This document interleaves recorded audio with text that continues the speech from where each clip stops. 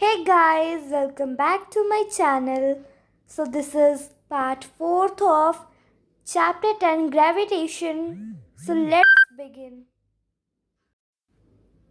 तो हमने पिछले पार्ट्स में बहुत कुछ कवर कर लिया है. ऑलमोस्ट हमारा चैप्टर कवर हो चुका है. मेन चीज़ें रह गई हैं, वो भी बस आज कवर हो जाएंगी शायद इस वीडियो में, अगर वीडियो ज़्यादा लंबी ना हुई. अब हम देखने वाले थे factors affecting the value of g. Gravitational acceleration due to gravity को कौन कौन से फैक्टर अफेक्ट कर देते हैं. तो earth is not a perfect sphere. Earth एक पूरी तरह से गोल नहीं है. The radius of earth increases when we go from pole to equator. किसी पोल से जब हम इक्वेटर की तरफ आते हैं ना, तो जो रेडियस ऑफ अर्थ है वो इंक्रीज होता है. कुछ ओवल टाइप की है अर्थ, इतनी भी ओवल नहीं है, थोड़ी है बस. Therefore, in most of the calculation we can take g as constant at the surface of earth or closer to it. कहते हम मोस्ट ऑफ कैलकुलेशंस में जो ये स्मॉल जी लेते हैं ना, कांस्टेंट लेते हैं पूरी अर्थ के सरफेस पर या उसके आसपास. बट अगर हम असलियत में देखें ना, तो जैसे जैसे हम अर्थ से दूर जाते जाते हैं तो हमें एक इक्वेशन यूज़ करनी पड़ती है प्रॉब्लम्स को सॉल्व करने के लिए. वो है g =gm/d². अब कहते हैं जी की वैल्यू वैसे तो हमने निकाली हुई है 9.8 मीटर पर सेकेंड, पर जैसे जैसे हम अर्थ से दूर जाते हैं और उसका कोई न्यूमेरिकल हमें सॉल्व करना है, तो हमें न्यू जी की वैल्यू निकालनी पड़ेगी उसके अकॉर्डिंग, उस मास के अकॉर्डिंग, उस डिस्टेंस के अकॉर्डिंग. ठीक है, आई होप आप समझ रहे हो मैं कैसे कह रही हूँ. अब हम करने वाले हैं बयान से. The upward force experience by an object when it is immersed into a fluid is called force of Beyonce. It acts in upward direction and it depends on the density of the fluid. तो guys इसका मतलब क्या है. अब आप नहाने जाते हो तो पानी की भरी हुई बाल्टी में जब आप कप छोड़ते हो तो वो ऊपर आ जाता है.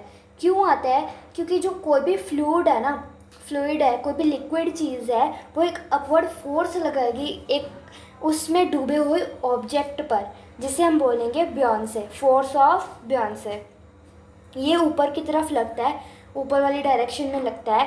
एंड ये फ्लूइड की डेंसिटी पर डिपेंड करता है. फ्लूइड कितना गाढ़ा है, जैसे हनी बहुत ज़्यादा गाढ़ी होती है तो उस पर डिपेंड करेगा अपवर्ड फोर्स की कितना लगेगा. अब एक पॉइंट्स दिए हुए हैं, नीचे से देख लेते हैं. 1 second. Force of gravitational attraction of the earth on the surface of the object. कहते हैं अगर हम ग्रेविटेशनल अट्रैक्शन देखें अर्थ का फोर्स तो किसी ऑब्जेक्ट पर, तो यहाँ जो बुओयंट फोर्स है वो फ्लूइड पर ज़्यादा है. समझ रहे हो?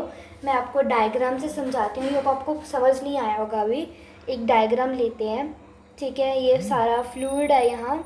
ठीक है, तो ये एक ऑब्जेक्ट है, गाजर है मान के चलो.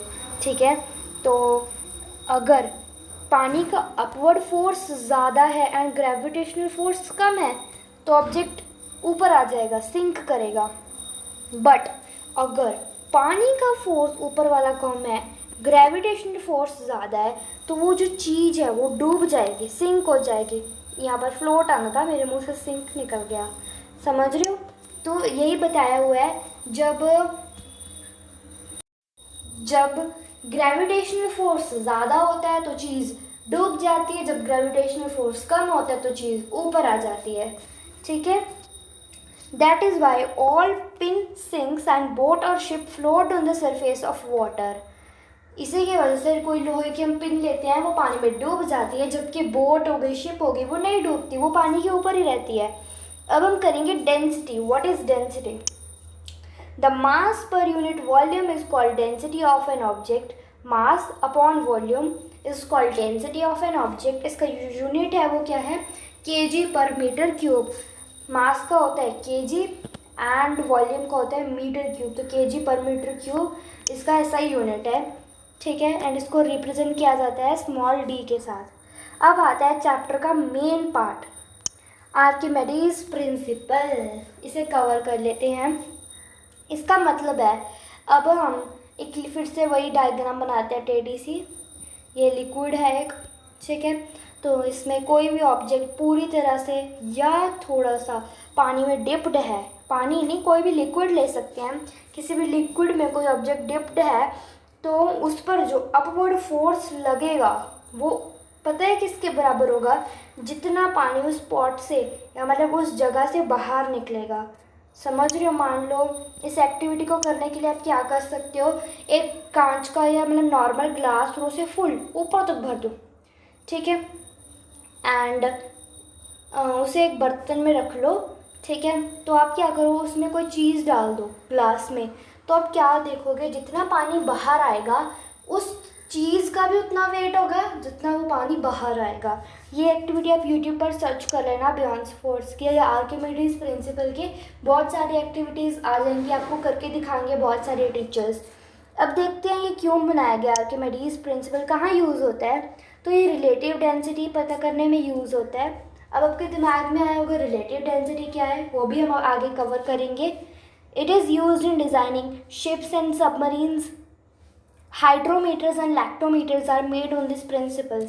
अगर आप NTSC स्टूडेंट्स हैं तो आपको पता होगा हाइड्रोमीटर्स क्या होते हैं, लैक्टोमीटर्स क्या होते हैं। लैक्टोमीटर तो आपको पता ही है, सिंपली जिससे हम पता करते हैं दूध में कितना पानी मिला हुआ है ना। अब हम करते हैं, it is because of this ship made of iron and steel floats in water whereas a small piece of iron sinks in it. कहते हैं ऐसा क्यों होता है, वो किसकी वजह से होता है, क्योंकि जो शिप है एंड बोट है उसका जो स्टील है वो बहुत ज़्यादा क्वांटिटी में है, इसीलिए वो नहीं डूबता। पर अगर हम छोटा सा पीस डालते हैं ना, स्मॉल पीस ऑफ आयरन, वो डूब जाता है। तो वो किसकी वजह से होता है, आर्किमिडीज प्रिंसिपल की वजह से। अब देख लेते हैं relative density, very important. The ratio of the density of a substance to that of density of water. Simply फॉर्मूले को ही हम डेफिनेशन बना देते हैं, ratio of density of a substance upon density of a water. Relative का मतलब होता है कंपेयर करना, तो कंपेयरिंग की तो कोई यूनिट होती ही नहीं है, तो इट हैज़ नो यूनिट। ये बहुत बार आता है, what is the unit of relative density, तो वहाँ आपने यही चूज़ करना है कि इसका कोई यूनिट नहीं है, नो यूनिट, ठीक है।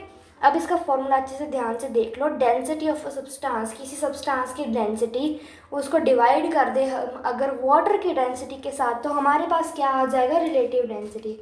हमने पूरा चैप्टर अच्छे से कवर कर लिया है। अगर आपको इस चैप्टर के नोट्स चाहिए PDF के फॉर्म में तो आप मुझे कमेंट कर देना, मैं आपको एक लिंक सेंड करूँगी, उससे वो PDF के फॉर्म में आपके फ़ोन के ऊपर खुल जाएगा, आप उसे डाउनलोड भी कर सकते हैं।